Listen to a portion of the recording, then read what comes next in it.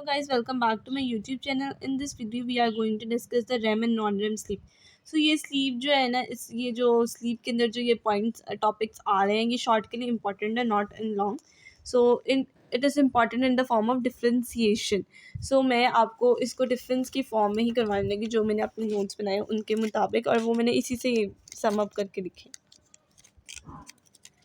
ये मैंने sticky notes पे लिखे हैं, मुझे ज़रा सीधा करने दे, फिर मैं आपको पढ़ाती हूँ. तो फोल्ड हो ही जा रहा है. ये देखिए, स्लीप एक्टिविटी है, फिर हमारे पास आता है REM sleep and non REM sleep. अब यहाँ पे सबसे पहले हमारे पास आता है आई मूवमेंट. रेम स्लीप में रैपिड आई मूवमेंट होती है और यहाँ पे स्लो और नन होती है नॉन रेम स्लीप में. अभी मैं आपको रेम स्लीप का अगर मैं जो उसकी फुल फॉर्म बताऊँ तो रैपिड आई मूवमेंट, और यहाँ पे नॉन रैपिड आई मूवमेंट है. सो बॉडी मूवमेंट मतलब जो मसल्स है यहाँ पे रेम स्लीप में, जहाँ रैपिड आई मूवमेंट हो रही होती है, आईलिड्स जो हैं वो, जब बच्चे सो रहे होते हैं बेसिकली ये होता है कि रैपिड आई मूवमेंट, किस तरह रैपिड आई मूवमेंट हो रही थी कि जब बच्चे सो रहे होते हैं उनकी आईलिड क्लोज हो रही है, तो आप ऑब्जर्व कर सकते हैं कि उनका जो लेंस है वो आंखें बंद करने के बावजूद लिड के नीचे हिल रहा है. तो ये इस टाइप के मूवमेंट को कहते हैं. तो यहाँ पे क्या कहते हैं, rapid eye movement and non rapid eye movement. Sleep movement यहाँ रैपिड, यहाँ पे स्लो और नन होते हैं. बॉडी जो मसल्स होते हैं, यहाँ पे रेम के अंदर मसल ट्विंचेस होते हैं, मसल नॉन रेम के अंदर रिलैक्स होता है. वाइटल जो साइन है वो फ्लक्चुएशन होती है. यहाँ नींद अच्छे तरीके से नहीं होती, जबकि यहाँ पे नींद जो है ना वो स्टेबल होती है, और जो डीप स्लीप होती है यहाँ पे. फिर पेनाइल इरेक्शन होता है कि कॉमन है, यहाँ नॉन कॉमन. ड्रीम यहाँ पे कॉमन और यहाँ पे नॉन रेम नॉन कॉमन है. और average percentage of infant 50% are affected by REM and 50% are also affected by non REM sleep. So it was all about the REM and non REM sleep. बस इतना ही आपको इसमें करना, और यही चीज़ें इंपॉर्टेंट है. अब मैं आपको डिस्कस कर लेती हूँ कि दोबारा कि रैम और नॉन रैम स्लीप में आपने क्या करना है. सबसे पहले आपने रैम स्लीप होती है रैपिड आई मूवमेंट. यहाँ पे मैं आपको लाइन पे दिखा देती हूँ, ये देखिए, sleep the eye flutter beneath the closed lids. जो आपकी आंखें हैं वो फ्लटर्स करी थी beneath the closing, so it was rapid eye movement. तो ये मूवमेंट से रिलेटेड है. अब रेम के अंदर अगर आप देखा जाए तो रेम के अंदर क्या होता है, यहाँ पे आई मूवमेंट यहाँ रेम के अंदर रैपिड हो रही है, तो यहाँ पे स्लो होती है या नन होती है नॉन रेम के अंदर. अगर हम दूसरा करें तो मसल की क्या हाल होती है, यहाँ पे मसल ट्विंचेस होते हैं, यहाँ पे मसल इन अ रिलैक्स स्टेट होते हैं. अगर हम यहाँ पे तीसरा पॉइंट यूज़ करें तो इसका सिग्निफिकेंट या वाइटल साइन क्या होता है. यहाँ पे जो सिग्निफिकेंट या वाइटल साइन होता है रैम के अंदर वो ये होता है कि बच्चा जो है वो आराम स्टेबल नींद में नहीं होता, बल्कि एक डिस्टर्बिंग या फ्लक्चुएशन उसकी नींद के अंदर होती है. और नॉन रैम के अंदर बच्चा डीप स्लीप होता है, स्टेबल होता है. ठीक है. अगर हम बात करें कि जो हमारे पास स्पिनाइल इरेक्शन है, तो वहाँ पे क्या होती है, कॉमन होती है, वहाँ रेयर होता है कि डीप स्लीप होता है. ड्रीम की बात करें तो रेम के अंदर जो है हमारे पास कॉमन होते हैं और वहाँ पे रेयर होते हैं. ये देखिए, कॉमन और रेयर. और इन्फेंट जो है ना, यहाँ पे इन्फेंट की अगर हम परसेंटेज ऑफ इन्फेंट जो इक्वली अफेक्ट कर रहे होते हैं REM and non REM sleep. कुछ बच्चे रेम स्लीप के अंदर सो रहे होते हैं, कुछ नॉन रेम के अंदर होता है. अब हम यहाँ बात करते हैं शेयर्ड स्लीप की. सो इसकी डेफिनेशन हम पहले देख लेते हैं. Sleeping arrangement of new borns according to their culture is called shared sleep. कि हम देख रहे हैं कि स्लीपिंग अरेंजमेंट उनके कल्चर के मुताबिक जो है वो उन चीज़ों को, उस तरह की अरेंजमेंट को हम कहते हैं शेयर्ड स्लीपिंग.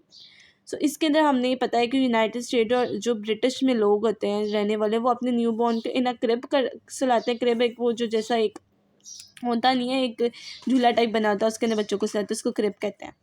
या तो वो क्रिब उसी रूम के अंदर प्रेजेंट होता है यहाँ जहाँ पेरेंट्स होते हैं, या वो वहाँ पे होता है कि जो जहाँ पे पेरेंट्स ना हो, एक सेपरेट रूम में होता है. और जो दूसरे हैं कि जैसे एशिया के अंदर जो कंट्रीज़ आते हैं वहाँ पे बच्चे को साथ ही बच्चे जो है माँ बाप के साथ ही सोते हैं.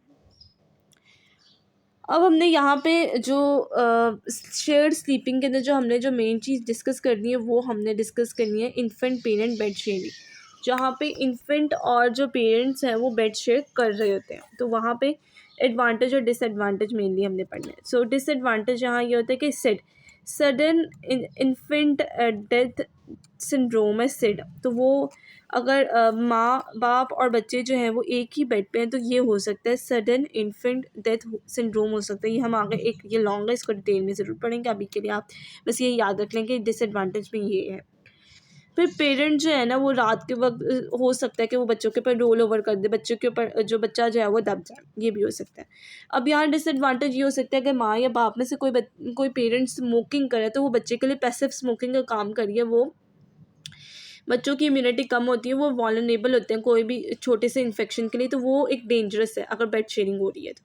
नाइट वेकिंग बहुत ज़्यादा होती है क्योंकि अगर हर किसी भी करवट हो तो डिस्टर्बेंस हो जाती है ना, एक तो नाइट टाइम वेकिंग मदर की और इन्फेंट की ज़्यादा होती है, जो हमारे पास जहाँ पे इन्फेंट और पेरेंट बेड शेयर करें, और डिस्टर्बेंस भी ज़्यादा होती है। अब एडवांटेज की बात करें तो सिर्फ बॉन्डिंग अच्छी डेवलप हो जाती है, ये एडवांटेज में आता है कि अगर माँ और जो बच्चे हैं या पेरेंट्स बेड शेयर कर रहे हैं तो वो एक अच्छी बॉन्डिंग डेवलप हो सकती है। और जब बच्चे जो हैं और पेरेंट्स एक अलग रूम में सोएं तो वो होता है कि बच्चे जल्दी सो जाते हैं और डिस्टर्बेंस कम होती है। ठीक है, ये तो आ जाएंगे, हमने 3 यहाँ पे पॉइंट्स डिस्कस किए हैं शेयर्ड स्लीपिंग में। ये सब पैराग्राफ में 3 पैराग्राफ में यही कह रहे हैं, इसमें इतना कोई मुश्किल बात भी नहीं है। ठीक है, अब से जो सेट है ना ये लॉन्ग में है, मैं आपको सेट अभी पार्ट स्टार्ट करवा देती हूँ सेट का। ठीक है, लेकिन फिर हम क्या करेंगे कि इसको कंटिन्यू पार्ट 2 में करेंगे। ठीक है, स्टार्ट में अभी करवा देती हूँ। सो सिड के अंदर क्या होता है कि SIDS sudden infant death syndrome, यहाँ पे क्या होता है, it is a condition that occur when infant stop breathing usually during night and die suddenly without any apparent reason.